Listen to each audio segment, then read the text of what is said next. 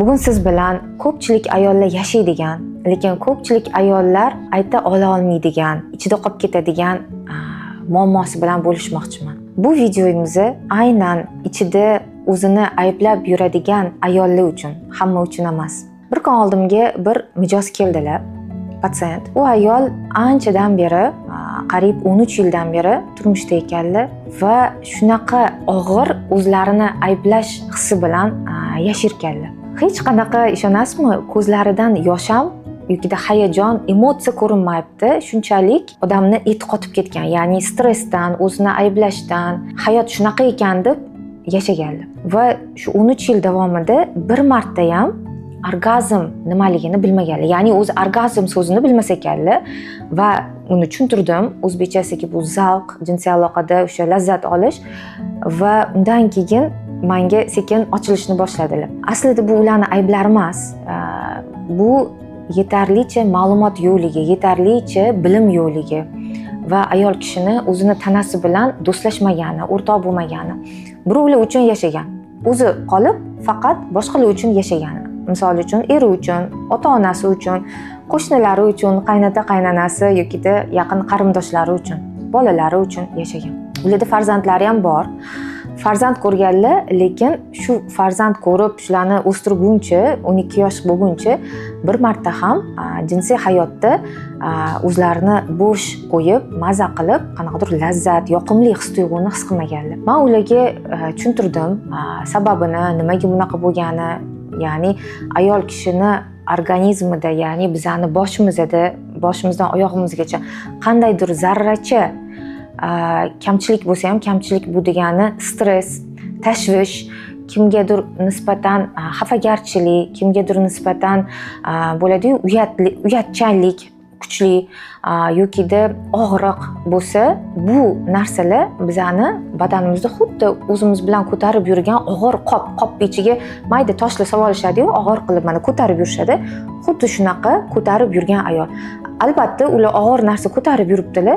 Bu yoqdagi jinsiy organ, ya'ni libido umuman tark ketgan, qochib ketgan, kerak emas, chunki badanni og'ir ko'tarib yurgan og'irlik narsasi bor orqada. Shunaqa bo'lgani uchun ham ular o'sha hayotda kurashish, har kunlarni o'tkazish, erni ko'nglini olishda, yaqin qarindoshlarni xursand qilish, bolalariga qarash, o'sha uy tashvishlari bilan uni xursand qil, buni xursand qil, o'zlari umuman esdan chiqib qolganlar. Keyin ular bilan terapiyani boshladik.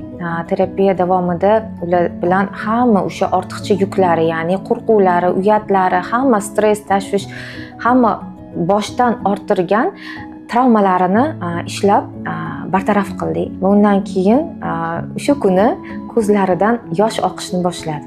Shunchalik yig'lash, bunday olib qarasaganda oson, eng yengil narsa. Bir xil kino ko'rsa ham, ashula eshitsa ham yig'lagisi keladi.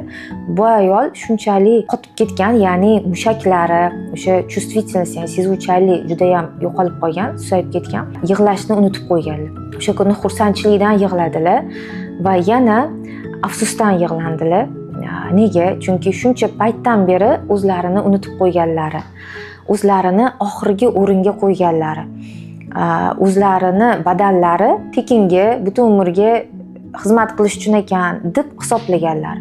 Aslida bizning badanimiz, tanamiz tuproqdan yaralgan-da va biz buni arendaga vaqtinchalik Allohdan omonatga olganmiz va uni bizni avaylashimiz kerak, asrashimiz kerak, sevishimiz kerak, qadrlashimiz kerak. Mana shu narsalar unutib qo'yganlar, eslaridan chiqqan. Va hamma shu keraksiz negativ narsalarni yo'qotganlaridan keyin maxsus mashqlar yordamida ular shu lazzatni birinchi o'rinda libido qaytib keldi. Lazzat sezish uchun birinchi o'rinda libidoni qaytarishimiz kerak, ya'ni ehtirosni joyiga qo'yishimiz kerak. Ehtiros paydo bo'lgandan keyin insonda hayotga nisbatan sevgi, muhabbat paydo bo'ladi. Yashashni xohlash boshlaydi. Yeyotgan ovqatini ishtaha bilan yeyishni boshlaydi, ishtaha bilan ovqat qiladi. O'ziga oynaga qarab, o'zini ko'rib, ko'zlari quvnashni boshlaydi.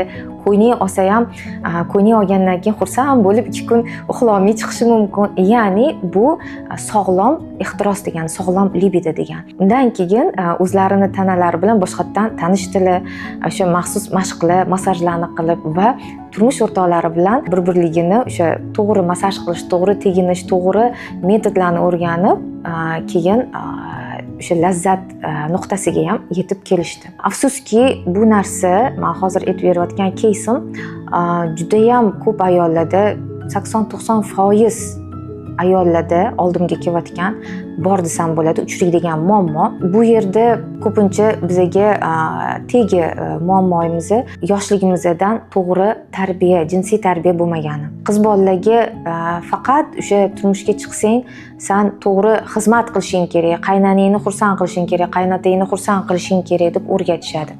Ya'ni to'g'ri ish qilishni o'rgatishadi. To'g'ri, mehnat bizani hech qachon o'ldirmaydi. Mehnat navrot bizani yorug'likka olib chiqadi, lekin to'g'ri bilim olish bu eng muhimi. To'g'ri bilim, to'g'ri ilm. Qizlarni mehnat qilish uchun emas, qizlarni birinchi o'rinda o'zini sevish, o'zini qadrlash, haqiqiy ayol bo'lishga o'rgatishimiz kerak. Shunda bizani kelajak avlodimiz, bizdan qolayotgan farzandlar baxtli o'sadi va bizdan to'g'ri o'rnak olib o'sishadi. Demak, onam baxtli, otam baxtli, men ham baxtli bo'lishim kerak deyshadi. Yo'q, menga shunisi ham bo'laveradi deyshmaydi. Eng birinchi muammo. Shuning uchun men murojaatim shuki, agarda o'zingizni yaxshiroq o'rganmoqchi bo'lsangiz, tana bilan muloqotni o'rnatmoqchi bo'lsangiz, haqiqiy ayollikni his qilmoqchi bo'lsangiz, albatta bizani kuzatishda davom eting va bizani maxsus ayollar uchun Telegram kanalimizga obuna bo'ling. U yerda hammasini faqat ayollar eshitadigan qilib gaplashamiz.